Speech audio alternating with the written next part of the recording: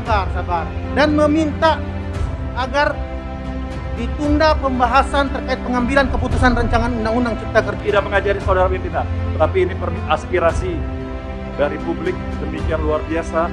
Saya menyampaikan ini, saya sebagai wakil rakyat sama juga dengan saudara pimpinan. Baik, terima kasih Bapak Ibu sekalian. Setelah kita ketahui bersama bahwa pandangan-pandangan fraksi 6 menyatakan setuju secara bulat, 1 menerima dengan catatan fraksi PAN, 2 menyatakan menolak. Sehingga berdasarkan mekanisme tata tertib pasal 312 dan 313 mengacu kepada pasal 164 yang disampaikan tadi, maka pimpinan dapat mengambil berdasarkan pandangan-pandangan fraksi di dalam forum rapat paripurna. Cocok. Bisa disepakati? Sepakati semua.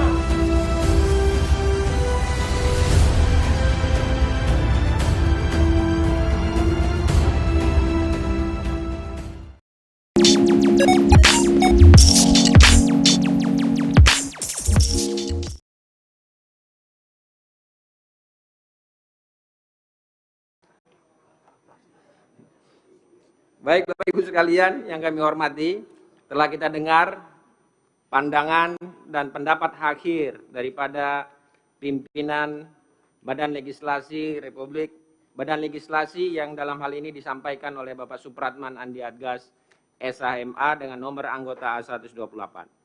Selanjutnya Bapak Ibu sekalian yang kami sampaikan dalam forum ini tadi telah dilakukan rapat konsultasi pengganti BAMUS, telah dilakukan putaran-putaran dan pengambilan keputusan untuk dibawa di dalam rapat paripurna pada siang hari ini. Untuk itu, Bapak Ibu sekalian, kami meminta persetujuan untuk mengundang Bapak Menteri Koordinator Perekonomian Republik Indonesia untuk menyampaikan pendapat akhir. Untuk selanjutnya kita berikan persetujuan di akhir setelah mendengar pandangan dari Bapak Menteri Menko Perekonomian. Itu yang pertama kami tawarkan. Oh, mau tawarkan. Yang kedua, Pak, bentar. Kami yang kedua, yaitu mengenai pandangan-pandangan fraksi, kami tahan setelah pandangan daripada Pak Menko. Bisa disepakati nggak? Sesuai tatip aja Ketua. Hah? Sesuai tatip saja. Iya, tatip diperbolehkan Pak. Justru itu saya. Dan tadi kita di BAMUS kan sudah menyampaikan itu Ketua. Coba. Gimana Pak Beni? Dari fraksi Demokrat? Saya menawarkan, mudah-mudahan Pak Beni bisa setuju pada siang hari ini. Pimpinan yang Pak Marwan tolong matiin Pak, biar Pak Beni bisa nyala. Pak Irwan tolong, ya Pak Beni. Begini, baik. Pimpinan yang kami banggakan,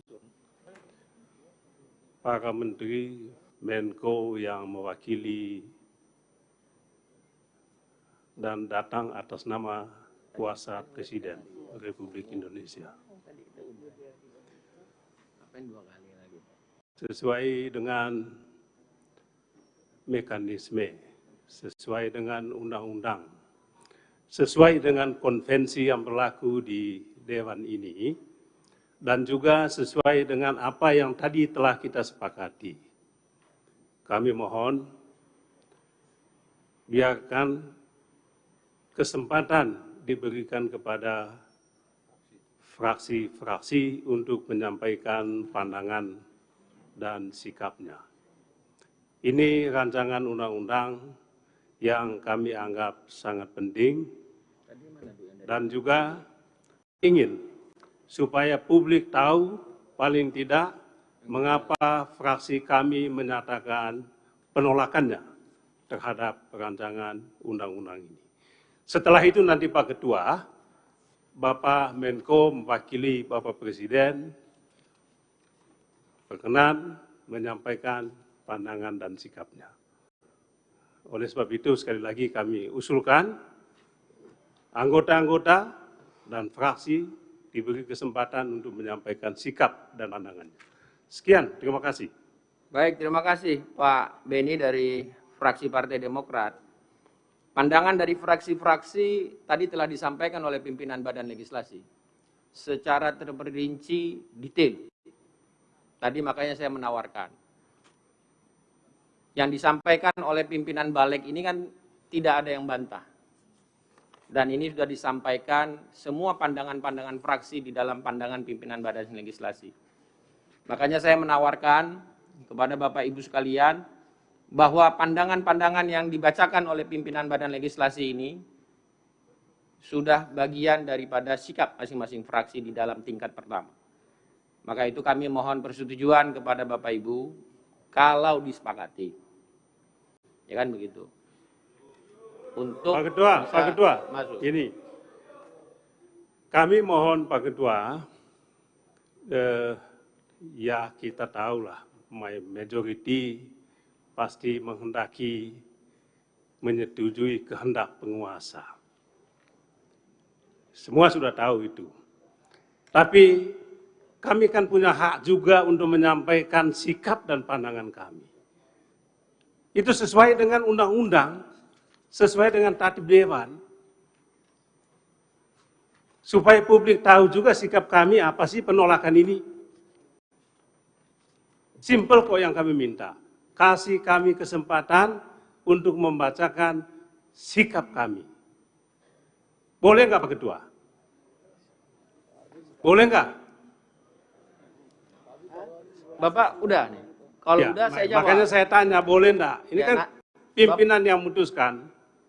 Makanya kalau sudah, Bapak matikan mic supaya saya bicara di tahap kedua. Supaya nggak tabrakan di lalu lintas. Langsung aja Pak Ketua, langsung jawab. Boleh enggak? Kalau memang enggak boleh supaya saya bisa lanjutkan sikapnya. Pak Beni. Ya memang diatur Pak. Di sini kalau ada yang bicara satu, nggak bisa satu lagi. Sesuai antrian karena COVID Pak, 19. Jadi diantri, pembicaraan pun diatur Pak. Ini Pak. Jadi Bapak Beni yang kami hormati, secara mekanisme di dalam pasal 164 tadi. Ya kan? Bahwa pandangan mini fraksi di tingkat pertama itu bisa menjadi bagian. Yang mana pernyataan persetujuan dan penolakannya itu bisa saja kita menjadi bagian dari penyampaian pimpinan Badan Legislasi. Makanya kan tadi saya menyampaikan supaya Pak Beni tidak nanti terlalu capek karena COVID ini Pak, kalau imun Bapak terlalu capek turun dia. Saya menawarkan kepada Pak Beni. Tapi begini Pak Beni, tapi kalau Pak Beni tetap mau menggunakan hak, saya persilakan untuk fraksi Demokrat. Baik, terima kasih banyak. Kami persilakan pimpinan kami untuk menyampaikan pernyataan sikap dan pandangannya. Kami mohon di depan podium. Depan podium. Sebentar. Depan podium, depan podium. Sebentar, karena Pak Beni. Pak, tadi kan kita sudah sepakat. Kita sudah sepakat di... Pakai mic Pak, kalau nggak pakai nggak didengar. Makanya saya sampaikan, sabar-sabar Bapak Dolai, sabar, duduk dulu, nanti saya kasih jalan. Pak Beni sudah belum? Pak Beni kan minta dibacakan. Iya, iya. Saya tampung, sudah kan? Sudah, Oke, sudah. saya matikan Pak Beni ya. Silakan Pak Dolai, silakan Pak. Pelan-pelan aja Pak, nggak usah keras-keras Pak, mic-nya udah bisa keras suaranya. Pak Beni tolong matiin dulu Pak Beni. Saya enggak tahu matikannya gimana sih.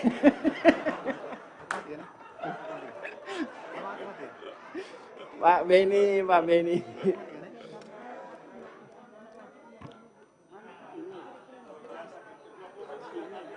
Baik, Assalamualaikum warahmatullahi wabarakatuh. Waalaikumsalam warahmatullahi. Perkenalkan saya Saleh A480 fraksi Partai Amanat Nasional. Jadi saya ikut di Bamus Ketua. Di dalam Bamus itu sudah ada diskusi seperti ini. Jadi karena itu saya kira apa yang disepakati di Bamus itu di sini. Jadi jika ada satu partai yang membacakan pandangan fraksinya di sini, maka seluruh fraksi lain juga diperkenankan. Dan saya sudah minta tadi dibatasi waktunya 5 menit. Kalau 5 kali 9 kan cuma 45 menit. Tapi jika tidak, ya tentu ini tidak adil. Karena masing-masing orang juga punya alasan dan argumen. Ini adalah lembaga politik. Setiap orang berpolitik di sini. Jadi karena itu mohon diberikan kesempatan kepada seluruh fraksi untuk menyampaikan pandangan politiknya. Tapi jika seluruh anggota yang rapat ini menyepakati tidak perlu dibacakan, ya sudah kita memiliki kewajiban menyampaikan ke publik secara sendiri-sendiri di luar forum paripurna ini. Nah, ini perlu disepakati di sini. Jangan menimbulkan misalnya ribut seolah-olah ini tidak diakomodir, sana nggak diakomodir. Semua orang diberikan kesempatan untuk diakomodir. Baik. Bukankah di panja-panja semua fraksi ikut? Bukankah di panja-panja pandangan sudah didengar? Bukankah semua orang diakomodir? Ini mohon pimpinan yang tegas supaya kita jangan berlarut-larut. Ini COVID. Pak Ketua ngomong COVID di mana-mana, tapi Ketua sendiri tidak tegas ini. Demikian, terima kasih. Assalamualaikum warahmatullahi wabarakatuh. Waalaikumsalam warahmatullahi wabarakatuh. Baik, terima kasih Pak Dolai. Meminta agar ditunda pembahasan terkait pengambilan keputusan rancangan undang-undang Cipta Kerja ini. Pimpinan, mengapa ini terburu-buru pimpinan? Rakyat di luar bertanya-tanya, kawan-kawan semua di ruangan ini. Jangan sampai ruangan ini menjadi... Pak Iwan, saya minta substansinya apa? Substansinya undang-undang ini berpotensi menghilangkan. Baik, terima kasih. Pimpinan, Bom. Undang-undang ini makin memperparah kerusakan lingkungan, kemudian menghilangkan kewenangan-kewenangan kami di daerah, menghilangkan hak-hak rakyat kecil. Kawan-kawan, kalau mau dihargai, tolong menghargai. Baik, Bapak Ibu sekalian, Pak Iwan, bahwa pembahasan di tingkat pembicaraan tingkat pertama telah dilakukan.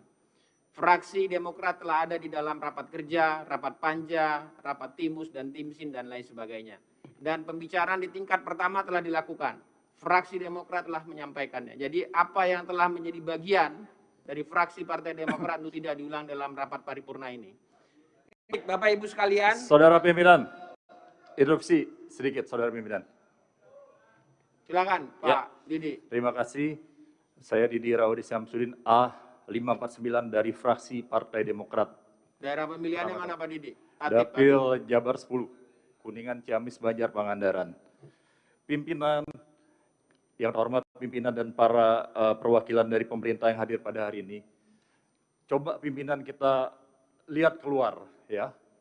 Lihat kemana-mana hari ini penolakan sangat dahsyat dari publik, dari kaum buruh, dari para pekerja.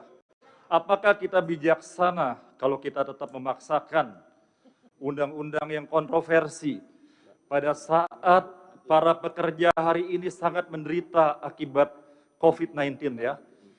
Pimpinan, kita bisa melihat dampak dari COVID-19, kemiskinan, pengangguran, luar biasa terjadi. Anak-anak para buruh yang tidak bisa sekolah karena harus bayar internet yang Baik, mahal dan substansinya sebagainya. apa, Sebentar, Pak pimpinan. Didi? Sebentar, pimpinan. saya ngatur lalu lintas ini Pak Didi. Substansinya apa? Kami meminta ditunda, tetapi kalau... Oke, baik. Sebentar, Saya sebentar. terima. Kalau pimpinan tetap memaksakan ini ya menjadi suatu menjadi keputusan, tetapi tidak terjadi keputusan yang bulat, kami meminta di voting saja. Ini bukan masalah menang dan kalah, ya. Bukan masalah Baik, menang dan Pak Didi. kalah, ya. Pak Didi, cukup. Tetapi Anda tidak usah mengajari kami. saya pimpinan. tidak mengajari saudara pimpinan, tetapi ini aspirasi dari publik demikian luar biasa. Saya menyampaikan di sini, saya sebagai wakil rakyat sama juga dengan saudara pimpinan berhak Baik, menyampaikan baik, apa baik. yang menjadi aspirasi. Terima kasih. Kalau tidak tercapai, saya kira ada mekanisme yang harus dilakukan, ditunda paham. atau mekanisme voting. Terima kasih. Paham. Saya baca pasalnya Pak, 164, 208, 312. Kebetulan saya sama Pak Benin, pimpinan panja tatipnya ini pada saat dulu. Baik, terima kasih Bapak Ibu sekalian. Telah kita ketahui bersama bahwa pandangan-pandangan fraksi 6 menyatakan setuju secara bulat, 1 menerima dengan catatan fraksi PAN, 2 menyatakan menolak. Sehingga berdasarkan mekanisme tata tertib pasal 312 dan 313 mengacu kepada pasal 164 yang disampaikan tadi, maka pimpinan dapat mengambil berdasarkan pandangan-pandangan fraksi di dalam forum rapat paripurna. Cocok. Bisa disepakati? Sepakat gitu, Pak. Baik, terima kasih Bapak Ibu yang kami hormati.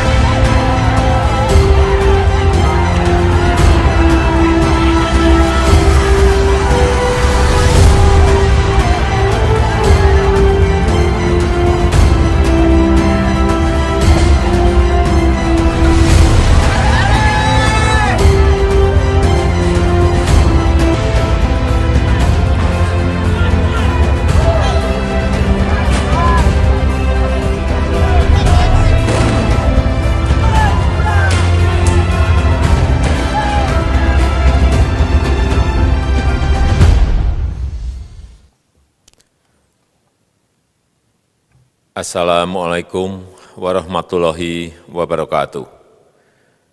Bapak, Ibu, saudara-saudara sebangsa setanah air, pagi tadi saya telah memimpin rapat terbatas secara virtual tentang Undang-Undang Cipta Kerja bersama jajaran pemerintah dan para gubernur. Dalam undang-undang tersebut terdapat 11 klaster yang secara umum bertujuan untuk melakukan reformasi struktural dan mempercepat transformasi ekonomi. Adapun klaster tersebut adalah urusan penyederhanaan perizinan, urusan persyaratan investasi, urusan ketenagakerjaan, urusan pengadaan lahan, urusan kemudahan berusaha, urusan dukungan riset dan inovasi, urusan administrasi pemerintahan, urusan pengenaan sanksi, urusan kemudahan pemberdayaan dan perlindungan UMKM, urusan investasi dan proyek pemerintah, serta urusan kawasan ekonomi. Dalam rapat terbatas tersebut, saya tegaskan mengapa kita membutuhkan Undang-Undang Cipta Kerja. Pertama, setiap tahun ada sekitar 2,9 juta penduduk usia kerja baru, anak muda yang masuk ke pasar kerja, sehingga kebutuhan atas lapangan kerja baru sangat-sangat mendesak. Apalagi di tengah pandemi, terdapat kurang lebih 6,9 juta pengangguran dan 3,5 juta pekerja terdampak pandemi COVID-19. Dan sebanyak 87% dari total penduduk bekerja memiliki tingkat pendidikan setingkat SMA ke bawah, di mana 39% berpendidikan sekolah dasar. Sehingga perlu mendorong penciptaan lapangan kerja baru, khususnya di sektor padat karya. Jadi, Undang-Undang Cipta Kerja bertujuan untuk menyediakan lapangan kerja sebanyak-banyaknya bagi para pencari kerja serta para pengangguran. Kedua, dengan Undang-Undang Cipta Kerja akan memudahkan masyarakat, khususnya usaha mikro kecil, untuk membuka usaha baru. Regulasi yang tumpang tindih dan prosedur yang rumit dipangkas. Perizinan usaha untuk usaha mikro kecil, UMK, tidak diperlukan lagi, hanya pendaftaran saja. Sangat simpel. Pembentukan PT atau perseroan terbatas juga dipermudah. Tidak ada lagi pembatasan modal minimum. Pembentukan koperasi juga dipermudah. Jumlahnya hanya 9 orang saja. Koperasi sudah bisa dibentuk. Kita harapkan akan semakin banyak koperasi-koperasi di tanah air. UMK, usaha mikro kecil yang bergerak di sektor makanan dan minuman, sertifikasi halalnya dibiayai pemerintah, artinya gratis.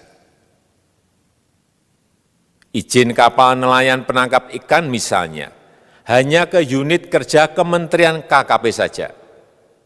Kalau sebelumnya harus mengajukan ke Kementerian KKP, Kementerian Perhubungan, dan instansi-instansi yang lain. Sekarang ini cukup dari unit di Kementerian KKP saja. Ketiga, Undang-Undang Cipta Kerja ini akan mendukung upaya pencegahan dan pemberantasan korupsi. Ini jelas karena dengan menyederhanakan, dengan memotong, dengan mengintegrasikan ke dalam sistem perizinan secara elektronik, maka pungutan liar, pungli dapat dihilangkan. Namun, saya melihat adanya unjuk rasa penolakan Undang-Undang Cipta Kerja yang pada dasarnya dilatar belakangi oleh disinformasi mengenai substansi dari undang-undang ini dan hoax di media sosial. Saya ambil contoh, ada informasi yang menyebut tentang penghapusan UMP, upah minimum provinsi, UMK, upah minimum kota kabupaten, UMSP, upah minimum sektoral provinsi. Hal ini tidak benar, karena faktanya upah minimum regional, UMR, tetap ada. Ada juga yang menyebutkan bahwa upah minimum dihitung per jam. Ini juga tidak benar. Tidak ada perubahan dengan sistem yang sekarang. Upah bisa dihitung berdasarkan waktu dan berdasarkan hasil. Kemudian adanya kabar yang menyebutkan bahwa semua cuti sakit, cuti kawinan, cuti khitanan, cuti baptis, cuti kematian, cuti melahirkan, dihapuskan. Dan tidak ada kompensasinya. Saya tegaskan juga ini tidak benar. Hak cuti tetap ada dan dijamin. Kemudian apakah perusahaan bisa mem-PHK kapanpun secara sepihak? Ini juga tidak benar. Yang benar, perusahaan tidak bisa me-PHK secara sepihak. Kemudian juga pertanyaan mengenai benarkah jaminan sosial dan kesejahteraan lainnya hilang. Yang benar, jaminan sosial tetap ada. Yang juga sering diberitakan tidak benar adalah mengenai dihapusnya AMDAL, analisis mengenai dampak lingkungan. Itu juga tidak benar. AMDAL tetap ada. Bagi industri besar harus studi AMDAL yang ketat. Tetapi bagi UMKM lebih ditekankan pada pendampingan dan pengawasan. Ada juga berita mengenai Undang-Undang Cipta Kerja ini mendorong komersialisasi pendidikan. Ini juga tidak benar. Karena yang diatur hanyalah pendidikan formal di kawasan ekonomi khusus, di KEK. Sedangkan perizinan pendidikan tidak diatur di dalam Undang-Undang Cipta Kerja ini. Apalagi perizinan untuk pendidikan di pondok pesantren. Itu tidak diatur sama sekali dalam Undang-Undang Cipta Kerja ini. Dan aturannya yang selama ini ada tetap berlaku. Kemudian diberitakan bahwa keberadaan bank tanah. Bank tanah ini diperlukan untuk menjamin kepentingan umum, kepentingan sosial, kepentingan pembangunan nasional, pemerataan ekonomi, dan konsolidasi lahan serta reforma agraria. Ini sangat penting untuk menjamin akses masyarakat terhadap kepemilikan tanah, kepemilikan lahan, dan kita selama ini tidak memiliki bank tanah. Saya tegaskan juga bahwa Undang-Undang Cipta Kerja ini tidak melakukan resentralisasi kewenangan dari pemerintah daerah ke pemerintah pusat. Tidak ada.